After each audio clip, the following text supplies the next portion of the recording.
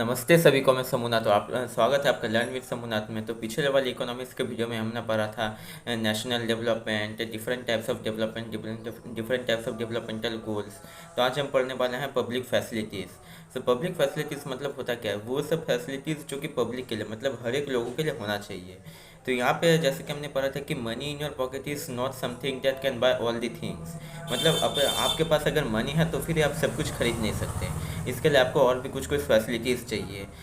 तो यहाँ पे जैसे कि आप देख सकते हैं, जैसे कि आपको कोई सा पॉल्यूशन फ्री एनवायरनमेंट चाहिए, या फिर आपको एक मतलब अच्छा मेडिसिन चाहिए। तो इसके लिए बस पैसा होने से ही आपके पास नहीं हो सकता, उसके लिए एक एनवायरनमेंट होना चाहिए, वैसे एक सोसाइटी होना चाहिए जहाँ पे ये सब फैसिलिटीज़ जो है प्रोवाइड किया जाता है। और फिर दूसरे तरीके से अगर हम देखें तो बहुत सारे जो फैसिलिटीज़ होते हैं वो सब अगर पब्लिकली दिया जाए, मतलब हर एक को कलेक्टिवली दिया जाए, तो फिर ये अच्छा होगा। आप सोच लीजिए आपके घर का सिक्योरिटी सोच लीजिए, मतलब जैसे कि अगर एक सोसाइटी है, जैसे शहरों में जो सोसाइटी होती है, फिर गांव में जो मोहल्ला या बस्ती होता है, तो वहाँ पे अगर हम हर एक घर के लिए एक एक सिक्योरिटी गार्ड रखें, वो ज़्यादा मनी एफिशिएंट होगा, या फिर पूरे सोसाइटी के लिए, मतलब पूरे कॉलोनी के लिए एक सिक्योरिटी सिस्टम होगा, वो वाला ज़्यादा मनी एफिशिएंट होगा। फिर आप सोच के देखिए, अगर आपके आपके गांव में आपको आपके अलावा और कोई भी मतलब पढ़ने जाना चाहता नहीं है, मतलब वो एजुकेशन पाना चाहता नहीं है, तो क्या आप वहाँ पे एक स्कूल खुलवा सकते हैं अपने गांव में ही? नहीं, आप नहीं खुलवा सकते, क्योंकि आपको वहाँ पे शहर में जाना पड़ेगा पढ़ने के लिए। अनलेस कि बहुत सारे लोग ही चाहते होंगे कि उनके जो बच्चे हैं, उनके जो आपके चिल्ड्रन हैं, उन लोगों को अच्छा एजुकेशन मिले। अनलेस उन लोग ऐसे नहीं सोचेंगे आपको किसी दूसरी जगह शिफ्ट करना पड़ेगा जहाँ पे कि आपको अच्छा एजुकेशन मिल पाए। तो जैसे कि हमने देखा था कि केरला का जो पर कैपिटा इनकम या एवरेज इनकम है वो वाला हरियाणा से भी कम है, लेकिन दूसरे एस्पेक्ट में जैसे इन्फेंट मोर्टेलिटी रेट, आपका literacy ratio, net attendance ratio, इसमें वो जो है काफ़ी आगे है हरियाणा से। तो हमें ये एक्सपेक्ट कर सकते हैं कि केरला जो होगा वो ज़्यादा डेवलप्ड होगा in case of Haryana, in comparison of Haryana, क्योंकि वहाँ पे जो है बस पैसा ही मैटर नहीं करता, वहाँ पे अलग अलग फैसिलिटीज़ भी मैटर करता है। जैसे कि मैंने बताया था कि अच्छा, अगर आपके पास अच्छा हेल्थ होगा, स्किल होगा, आपके पास लिटरेसी होगा, तो फिर आप पैसा कमा सकते हैं। लेकिन आपके पास अगर बस पैसा होगा तो उससे से आप ज़्यादा आगे नहीं बढ़ सकते। फिर यहाँ पे जैसे कि एक टेबल दिया गया है, टेबल 1.5। यहाँ पे educational achievement of rural population in Uttar Pradesh, मतलब उत्तर प्रदेश का जो गांव का जो पॉपुलेशन है, रूरल पॉपुलेशन है, उसका एजुकेशनल अचीवमेंट, मतलब वो उनका लिटरेसी रेट कितना है, उनका नेट अटेंडेंस रेशियो, उनका जो 0 से 14 के अंदर, फिर 10 से 14 के अंदर कितने सारे लोग स्कूल्स में अटेंड करते हैं। तो यहाँ पे हम देखेंगे, अगर literacy rate of rural population में देखें तो मेल का 76% और फीमेल का 54% है उत्तर प्रदेश में। फिर चिल्ड्रन का, जो रूरल चिल्ड्रन होते हैं, जो 10 से 14 साल के अंदर के होते हैं, उन लोगों का अगर देखें तो 90 और 87% है रेस्पेक्टिवली। फिर 10 से 14 ईयर, मतलब जो नेट अटेंडेंस रेशियो यहाँ पे दिया गया है, 10 से 14 साल के अंदर कि कितने बच्चे लोग ये अटेंड करते हैं स्कूल को, तो वहाँ पे भी दिया गया 85% और 82% respectively for male and female population. तो इससे से हम ये कह सकते हैं कि मतलब जो रूरल पॉपुलेशन है ये उत्तर प्रदेश का, वाला बहुत सा तो आगे है, लेकिन काफ़ी आगे नहीं है, मतलब जितना होना चाहिए कि अच्छा एक सोसाइटी बनाने के लिए जितना आगे होना चाहिए लिटरेसी के रेस में, मतलब लिटरेसी के जो सेक्शन में जितना आगे होना चाहिए उतना आगे नहीं है वो, उसे और थोड़ा सा डेवलप करना पड़ेगा। यहाँ पे एक्टिविटी 3 बोल के भी एक एक्टिविटी दिया गया जिसमें आपको बीएमआई यानी बॉडी मास इंडेक्स निकालना है। तो ये जो बीएमआई होता है, इससे आपका जो न्यूट्रिशनल जो मतलब न्यूट्रिशनल डेवलपमेंट जो होता है चिल्ड्रन लोगों का, उसे हम माप सकते हैं। सिंपली अगर कहूँ तो ये बीएमआई जो है, इसमें आपको क्या करना है कि आपका जो हाइट जो है उसे मीटर में मापना है। जो स्केल मिलता है हाइट मापने के लिए, उसमें आपको मीटर में आपका हाइट मापना है। फिर उसके बाद क्या करना है, आपका जो वेट होगा उसको divided by square of your height in metres. सोच लीजिए आपका वेट जो है 50 kg होगा और आपका हाइट जो है 1.2 मीटर होगा। तो 50/1.2 into 1.2 equal to 50/1.44 equal to approximately आपका जो है ये आ जाएगा 36। तो आपका जो बीएमआई है, बॉडी मास इंडेक्स है, वो वाला 36 निकलेगा। फिर इसका जो है टेबल 90 और 91 में इसका बॉडी मास इंडेक्स का भी एक चार्ट दिया हुआ है, जिसमें कितने एज में कितना बीएमआई होना चाहिए वो दिया हुआ है। जिससे से आप पता कर सकते हैं कि आप मेल नोरिश्ड हैं या फिर ओवर नोरिश्ड हैं या फिर आपको ओबेसिटी है, कि आप लोग मतलब अच्छे आपका अच्छा न्यूट्रिशन मिल रहा है, मतलब आप ठीक ठाक हैं, कि आप जो होना चाहिए उससे से कम है या फिर उससे से ज़्यादा है। ये वाला आप 1991 के जो चार्ट दिया हुआ है उससे से आप कंपेयर कर सकते हैं। तो यहाँ पे जो है ह्यूमन डेवलपमेंट रिपोर्ट के बारे में भी कुछ बता गया है। तो ह्यूमन डेवलपमेंट रिपोर्ट जो है United Nations developmental programme UNDP publish करता है। और जो ह्यूमन डेवलपमेंट रिपोर्ट है इसमें ना बस इनकम को देखा जाता है, बल्कि ये लोगों का जो लिटरेसी, जो एजुकेशनल अचीवमेंट, उनका हेल्थ अचीवमेंट, इसको भी मेजर किया जाता है। और इससे बताया जाता है कि कौन सा कंट्री डेवलप है या फिर अनडेवलप्ड है। और टेबल 1.6 में दिया गया है, मतलब कुछ डाटा जो दिया गया है कि इंडिया और उसके नेबरिंग कंट्रीज़ में ह्यूमन डेवलपमेंट रिपोर्ट के हिसाब से कौन कौन कितने अचीव किया है। तो यहाँ पे अगर हम देखें तो जो इंडिया का जो सिचुएशन है वो दूसरों से अलग अच्छा है, लेकिन जो श्रीलंका जो कि छोटा सा कंट्री, उससे से भी काफ़ी ज़्यादा बदतर है, क्योंकि जो श्रीलंका का जो ग्रॉस नेशनल इनकम जो है पर कैपिटा इनकम है वो बोला इंडिया से बहुत ही ज़्यादा है। फिर इसका लाइफ एक्सपेक्टेंसी 2017 में बहुत ही ज़्यादा है। फिर उसका मीन ईयर्स ऑफ स्कूलिंग, फिर HDI rank in the world, human development index rank in the world, मतलब वो कितना रैंक है उसमें भी वो जो है बहुत ही अच्छा है। अगर इंडिया का देखा जाए तो यहाँ पे GNI जो है वो 6353 है। फिर उसके बाद लाइफ एक्सपेक्टेंसी 68.8 ईयर्स है। और फिर मीन ईयर्स ऑफ स्कूलिंग, मतलब हर एक जो लोगों हैं, हर एक जो पॉपुलेशन है वो बोला एवरेजली कितना साल तक पढ़े हैं, मतलब कितने साल तक उन लोग एजुकेशन पाए हैं, उसमें 6.4 ईयर्स है। और HDI रैंक यहाँ पे 130 है।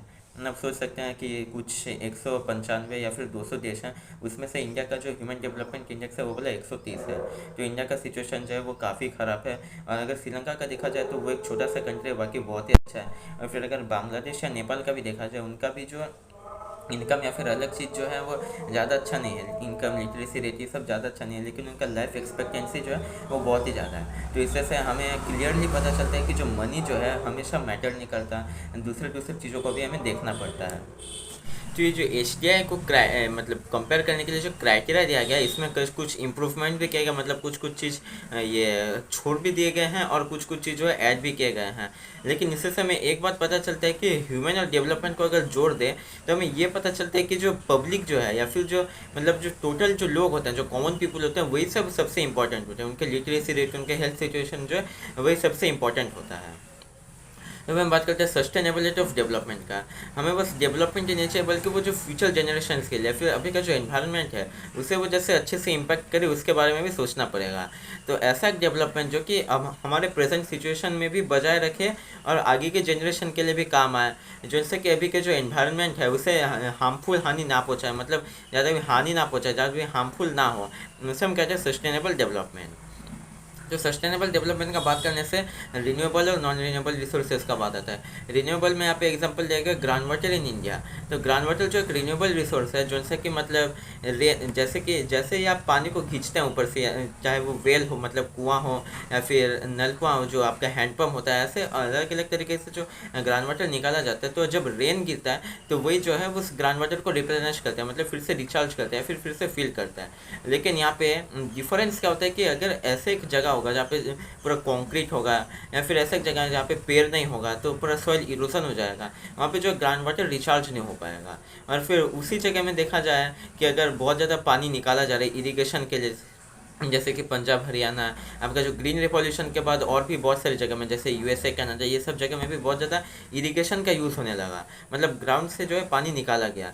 तो इससे से क्या हुआ कि जो ग्राउंड वाटर लेवल है वो रिप्लेनिश नहीं हो पाया, और उसी के साथ जो डिफॉरेस्टेशन हुआ, मतलब पेड़ काट दिए गए, और फिर कॉन्क्रीट फॉरेस्ट जो मतलब हमारा बनाया गया, कॉन्क्रीट फॉरेस्ट जो फॉर्म करवाया गया, उससे से जो है ग्राउंड वाटर रिप्लेनिश होने का कोई चांस ही नहीं रहा। जो इससे क्या पता चला कि ये जो रिन्यूएबल रिसोर्स है कि ग्राउंड वाटर, वो भी अभी नॉन रिन्यूएबल होने में लगा है। और फिर अगर हम देखें नॉन रिन्यूएबल रिसोर्स का मतलब, जिसे हम डिवाइड करते थे, हम नॉन रिन्यूएबल रिसोर्स का दर्जा देते हैं, तो वैसे में क्रूड ऑयल एक नॉन रिन्यूएबल रिसोर्स है। और यहाँ पे टेबल में दिया गया है, टेबल 1.7 में जो क्रूड ऑयल रिजर्व्स होता है, तो उसमें दिया गया है कि जो मतलब जो वर्ल्ड का जो 3 main area, middle east, United states of America और टोटल वर्ल्ड, ये सब तीनों जगह में कैसे कैसे करके मतलब जो क्रूड ऑयल जो है वो कमने लग रहा है। यहाँ पे अगर देखा जाए तो पूरा ओवरऑल वर्ल्ड का अगर देखा जाए तो बस 50 साल तक, बस 50 साल तक ही जो है आपका क्रूड ऑयल रिजर्व जो है वो बचा रहेगा। तो इससे से हमें क्या पता चल रहा है कि हमें अभी के अभी नॉन रिन्यूएबल रिसोर्सेज, मतलब जो आपका बार बार हमें रिन्यू करना नहीं पड़ेगा, जैसे कि जैसे पेट्रोलियम या फिर कोल जो है जो कि ख़त्म हो जाएगा, उसको बंद करके हमें रिन्यूएबल एनर्जी सोर्सेज में ध्यान देना पड़ेगा, जैसे solar energy, wind energy, hydro electricity, या फिर जो जैसे कि पेट्रोलियम जो है वो ज़्यादातर कार्स में फिर इंडस्ट्रीज़ में लगता है, तो वहाँ पे हमें हाइड्रोजन का यूज़ करना चाहिए, या फिर वहाँ पे हमें इलेक्ट्रिक गाड़ी का यूज़ करना चाहिए। इन सब जगह में हमें ज़्यादा ध्यान देना पड़ेगा, क्योंकि अगर आप सोच के देखें कि अभी से अगर हम इस चीज़ों में डेवलपमेंट ना कर पाएँ तो 50 साल के बाद जब वो ख़त्म हो जाएगा तभी हम डायरेक्टली वो सब चीज़ों को इतना ज़्यादा एक्सपांड नहीं कर पाएंगे। मतलब हर एक जगह में सोलर एनर्जी लगाना पड़ेगा, बड़े बड़े डैम बनाने पड़ेंगे जिससे इलेक्ट्रिसिटी जनरेट होगा, फिर विंड पावर जो चाहिए उसके लिए बहुत ज़्यादा बड़े बड़े विंड मिल चाहिए, फिर हाइड्रोजन इलेक्ट्रिसिटी जो हमारे एग्जिस्टिंग टेक्नोलॉजी में हम ज़्यादा मात्रा में हाइड्रोजन जो प्रोड्यूस भी नहीं कर सकते, तो हमें अभी से हमें मतलब कॉशियस होना पड़ेगा इस चीज़ को लेकर। तो इस चैप्टर से हमें कंक्लूजन में आता है कि ये जो डिग्रेडेशन होता है एनवायरनमेंट का डेवलपमेंट के वजह से, जो डेवलपमेंट का हम बहाना बना के जो डिग्रेडेशन करते हैं वो बोला नेशन या फिर स्टेट में स्पेसिफिक नहीं रहा है। जैसे कि आप अमेजॉन फॉरेस्ट का एग्जांपल ले सकते हैं, वहाँ पे बहुत ज़्यादा डेवलपमेंट हो रहा है, माइनिंग हो रहा है, आपका इंडस्ट्रीज बिठाया जा रहा है, कंपनीज को जो है ज़मीन लीज में दिया जा रहा है, यानी कि रेंट में दिया जा रहा है, ताकि वो लोग वुड प्रोड्यूस कर पाए, टिम्बर प्रोड्यूस कर पाए, जिससे कि आपका जो टिम्बर का जो प्रोडक्शन है वो बढ़ पाए। तो उससे से क्या हो रहा है कि अमेजोन जो कि 20% ऑक्सीजन कंट्रीब्यूट करते हैं पूरे वर्ल्ड का, उसमें जो है डिफोरेस्टेशन हो रहा है, और उससे से जो ऑक्सीजन का जो मात्रा है वो भी कम जा रहा है। तो इससे से क्या हुआ कि साउथ अफ्रीका मतलब साउथ अमेरिका का जो ब्राज़ील, जो कोंगो, जो आपका अलग अलग जो कंट्रीज़ हैं वहाँ पे ये डिफोरेस्टेशन देखा जा रहा है, लेकिन इसका इम्पैक्ट जो है पूरे वर्ल्ड में देखा जा रहा है। तो इससे से हम ये कह सकते हैं कि हमारा जो फ्यूचर है, हमारा जो आगे का जो जनरेशन वो वाला लिंक है, मतलब हमारा फ्यूचर का जो कॉन्सिक्वेंसेस है वो पूरे वर्ल्ड को भोग करना पड़ेगा, पूरे वर्ल्ड को उसके लिए सफ़र करना पड़ेगा अगर वो बुरा चीज़ हो, और पूरे वर्ल्ड को एंजॉय करना पड़ेगा अगर वो एक अच्छा चीज़ हो। तो इससे से हमें क्या पता चला कि हमें हर एक के साथ कोलेबोरेट करना पड़ेगा। अब ये टाइम नहीं है कि हम compete करेंगे, मतलब कंपटीशन करेंगे, अब ये टाइम नहीं है, हमें कोलाबोरेट करके काम करना पड़ेगा। ऐसा अलग अलग कंट्रीज़ जो है मिल के कोलाबोरेट करके काम करके आएंगे, जैसे कि हमने ज्योग्राफी में रियो डी जेनेरो का बात किया था, जहाँ पे नेशंस, बहुत सारे नेशंस जो है मिल के काम किए थे। और फिर हमें ये भी पता चलता है कि ये जो डेवलपमेंट का जो आइडिया है ये वाला पेरेनियल है, हमारे चैप्टर के फर्स्ट में भी ये लिखा हुआ है और लास्ट में भी ये दिया गया है कि जो डेवलपमेंट का जो आइडिया है वो पेरेनियल है, मतलब हमेशा से ही हमारी डेवलपमेंट चाहिए, ऐसे करके हमारा ज़िंदगी जो है बेहतर होगा, मतलब प्रेजेंट सिचुएशन से बेहतर होगा, फिर वो बेहतर होने के बाद भी हमें और कैसे बेहतर बनाना है इस ज़िंदगी को, ये सब जो आइडिया है हमारे माइंड में हमेशा से रहता है। इसीलिए हमें सस्टेनेबल डेवलपमेंट की ओर ध्यान देना पड़ेगा, क्योंकि ये जो रिसोर्सेस है ये हमारा खुद के लिए नहीं है बल्कि ये फ्यूचर जनरेशन्स के लिए भी है। और अगर हम फ्यूचर जनरेशन का बात अगर नहीं भी सोचे, एक टाइम के लिए अगर फ्यूचर जनरेशन का बात नहीं भी सोचे, तो अभी क्या होगा कि ये जो डेवलपमेंट होता है, इससे डिफोरेस्टेशन होता है, माइनिंग होता है, बहुत ज़्यादा पॉल्यूशन होता है, तो इससे हमारा प्रेजेंट जो एनवायरनमेंट है उसमें भी बहुत ही हार्मफुल इम्पैक्ट पड़ेगा। तो इसलिए सस्टेनेबल डेवलपमेंट की ओर ज़्यादा ध्यान देना पड़ेगा। और इसी के साथ हमारा ये वीडियो और चैप्टर दोनों ही खत्म होता है। मिलते हैं अगले वीडियो में, तब तक के लिए धन्यवाद।